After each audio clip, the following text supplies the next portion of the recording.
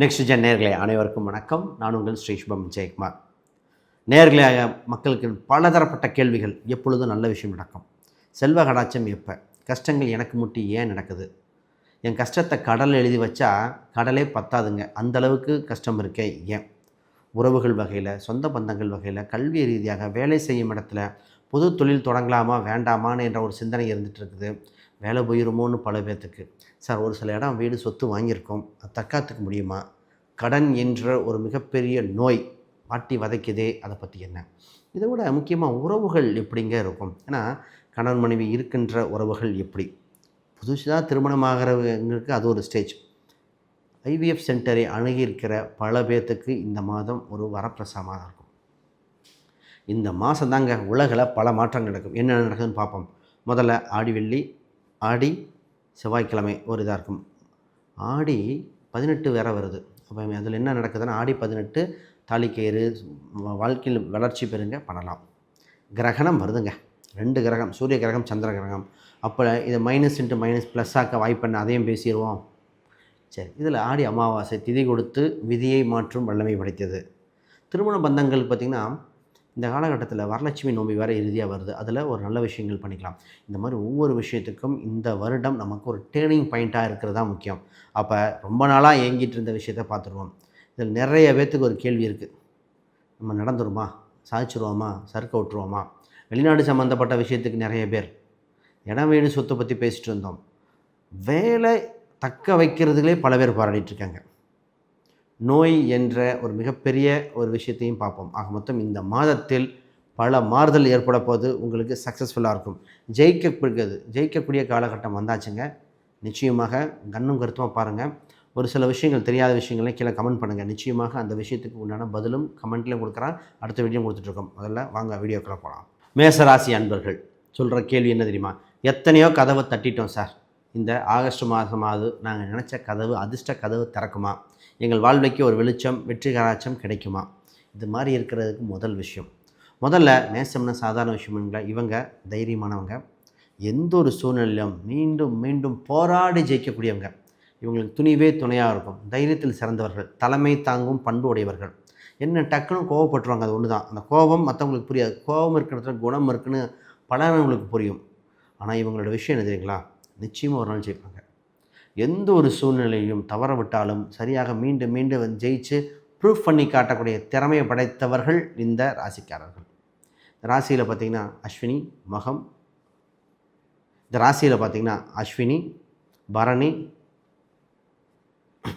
இந்த ராசியில் பார்த்திங்கன்னா அஸ்வினி, பரணி, கார்த்திகை, இந்த 3 நட்சத்திரம் இருக்குது. இந்த 3 நட்சத்திரத்தில் செய்யும் ஜாலங்கள் என்னென்னு பார்த்துருவோம். ரைட். முதல்ல இந்த நேரத்தில் பார்த்திங்கன்னா உங்கள் செவ்வாய் என்ற அதிபதி 3ஆம் வீட்டுக்கு இடமாற்றம் அடைகிறார். 3ஆம் இடம் ஒரு முயற்சி ஸ்தானம், தைரிய ஸ்தானம், வீரிய ஸ்தானம். உங்களுக்கு துணிவே துணையாக தைரியமாக இப்போ அடுத்த ஸ்டெப்பை நோக்கி பயணிக்க போகிறீங்க. ஒரு மாறுதல் உண்டு. அந்த மாறுதல் பார்த்திங்கன்னா ஒரு இடமாற்றமாக இருக்கலாம், ஒரு வீடு மாற்றமாக இருக்கலாம், தொழில் ரீதியாக இருக்கலாம். அது மாதிரி ஏதோ ஒரு சின்ன சேஞ்ச் இருக்குது. ஒரு சிலருக்கு பயணம் உண்டு. அந்த பயணத்தின் மூலம் ஆதாயம். அடுத்தது உங்களுக்கு தன வரவே பார்த்திங்கன்னா கமிஷன் வகையில் வருமானம், கம்ப்யூட்டர் வகையில் வருமானம், அப்புறம் கொடுக்கல் வாங்கல்கள், இதெல்லாம் உங்களுக்கு மிகுந்த யோகமாக இருக்குது. நிறைய பேர் சொல்கிற கேள்விகள்னா, சார் நாங்கள் பல முயற்சி பண்ணிட்டோம், ஆனால் சக்ஸஸ் ஆகலை.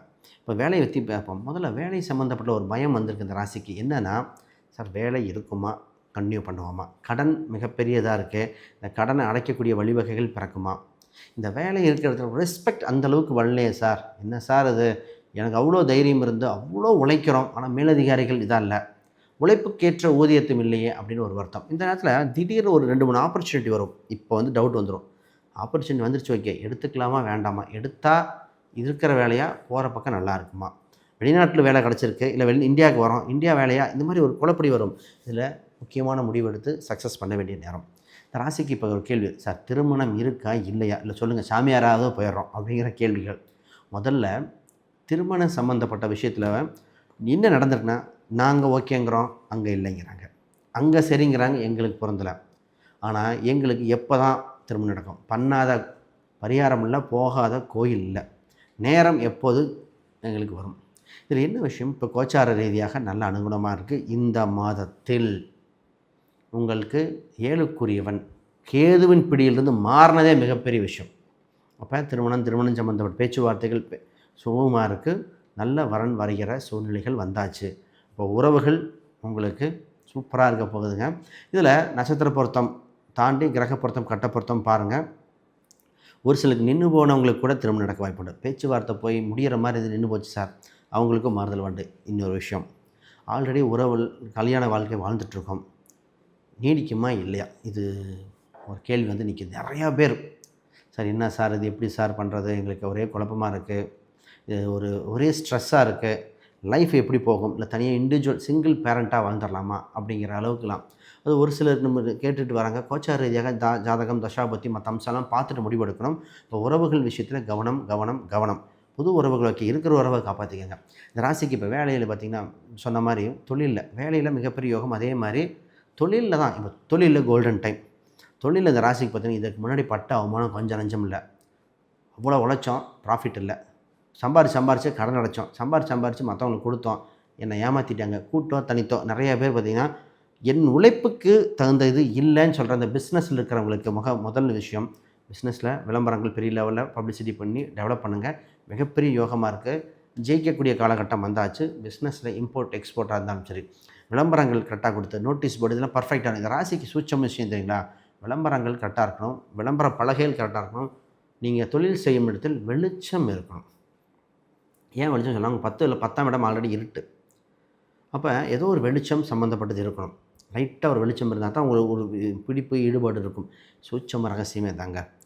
கூட்டத்தனித்து இண்டிவிஜுவல் ஹாரோஸ்கோப். இப்போ ராசிக்கு ரொம்ப நாளாக தீராத இருந்த ஒரு பிரச்சனை என்ன தெரியுங்களா, இடம் வீடு சொத்து எப்போ அமையும், இருக்கிற கடனை எப்போ கட்டுவேன், கடன் இருக்கிறதுங்களுக்கு இப்போ புது கடன் வாங்கலாமா. பொதுவாக இந்த ராசி வாடகை வீட்டில் ஏற்பட்ட அவமானம், கொஞ்சம் 5 பேரில் வாடகை வீட்டில் இருக்கோம், அவமானமாகிடுச்சு. சொந்த வீடு இருக்குது, ஆனால் அந்த வீட்டை அனுபவிக்க தடை. சொந்த வீடு இருக்குது சார், நான் வாடகை வீட்டில் இருக்கேன், இப்போ இதுதான் போயிட்டுருக்கு. எங்கள் அம்மா அப்பாவே பார்த்திங்கன்னா எனக்கு தகுந்த மாதிரி ஹெல்ப் பண்ணலை சார். ஆண் பெண் இருக்கிற இந்த 2 பேர்த்துக்கு இதாங்க பதில். என் பேரண்ட்ஸ் சப்போர்ட் பத்தலை, சொத்து பிரிக்கிறதுல எனக்கு சரியாக கொடுக்குறமாங்க நம்பிக்கை வரல. இது சரி, இதே இது மேசராசி வயசானவங்களாக இருந்தால் சொத்தெல்லாம் கொடுத்துட்டோம் சார், என் குழந்தைங்களை காப்பாற்றுவாங்களா, ஏங்க இந்த போராட்டம், இந்த இம்பேலன்ஸ் தாங்க சரி செய்கிற மாதம். சரியான கோயில் பரிகாரங்கள் பண்ணி இந்த மாற்றம் ஏற்படுத்த வேண்டியது. பொதுவாக இடம் வீடு சொத்து அமையக்கூடிய காலகட்டம் இருக்குது. என்ன தசை அப்படின்னு ஜாதக ரீதியாக வலுவான கிரகங்கள் என்னென்னு பார்த்து கோச்சார தசாபத்தியை பார்த்து முடிக்கணும். ஆக மொத்தம் நல்ல காலம் பிறந்திருக்கு, தெளிவாக இருந்துக்குங்க. நோய் என்ற ஒரு விஷயத்தை பற்றி தெளிவாக பேசணும். ஹெல்த் விஷயத்தில் ஹெல்த்தில் என்னாச்சு, அந்த ஜாதகத்தை ஒரு பயமுடுத்திட்டாங்க போட்டு. அது ஆல்ரெடி 7.5 சனி அது இதுன்னு கால் சம்மந்தப்பட்ட அடிவயிறு சம்மந்தப்பட்டது வியாதி பெருசாயிருமோ ஒரு பயம் வந்துருச்சு.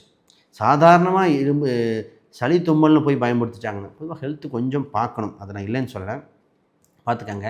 நிறைய பேர்த்துக்கு மிகப்பெரியது கொடுத்த பணம் வரல, அதே மாதிரி வாங்கின கடன் பக்கம் அவமானம், இதெல்லாம் சரி செய்ய வேண்டிய மாதங்க. ரைட். இப்போ உங்களுக்கு ஜாதக ரீதியாக என்ன, கோச்சார ரீதியாக என்ன பரிகாரம் அப்படின்னா, உங்கள் ஜாதகத்துக்கு வராகி அம்மனை வழிபடுங்கள், ஒரு யோகம் வரும். வராகி பைரவர் வழிபாடு உங்களை வழிநடத்தி செல்கிறது. வேறு கேள்விகள் சந்தேகம்னா கீழே கமெண்ட் பண்ணுங்கள். அனைவருக்கும் வணக்கம்.